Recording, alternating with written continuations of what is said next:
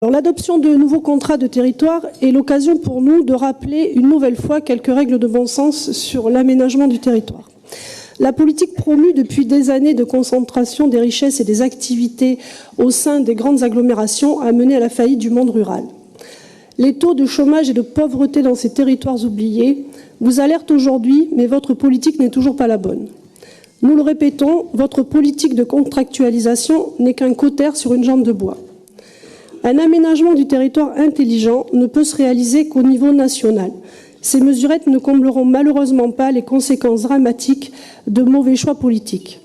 La France rurale doit être réindustrialisée, mais cela ne veut pas se faire dans le système d'ultramondialisation dans lequel la France essaie de s'inscrire.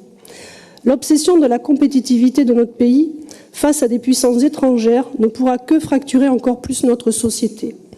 Habitants des métropoles contre habitants des territoires ruraux, cette opposition qui peut vous sembler caricaturale existe et c'est bien le drame aujourd'hui.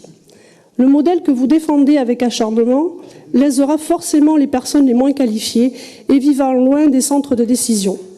Parallèlement, l'immigration se déverse à flot continu dans les campagnes. D'abord souhaitée par les bobos des villes, qui n'en ont vu le danger ni à terme de sécurité, ni en termes d'identité, elle est aujourd'hui imposée aux ruraux. Venant moi-même de Sainte-Foy-la-Grande, je peux vous assurer que cette belle commune n'est plus reconnaissable aujourd'hui.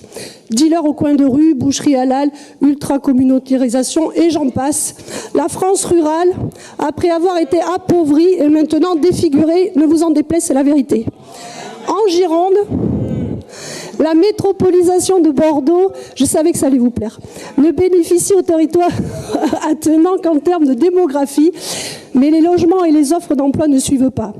Nous rejetons l'idée que la France rurale devienne une immense zone dortoir des grandes villes sans identité et sans saveur. Nous reconnaissons aujourd'hui à minima la portée symbolique de ces contrats de territoire pour lesquels nous voterons, mais ne sommes pas dupes. Seule notre politique de redressement national sauvera des territoires en déprise.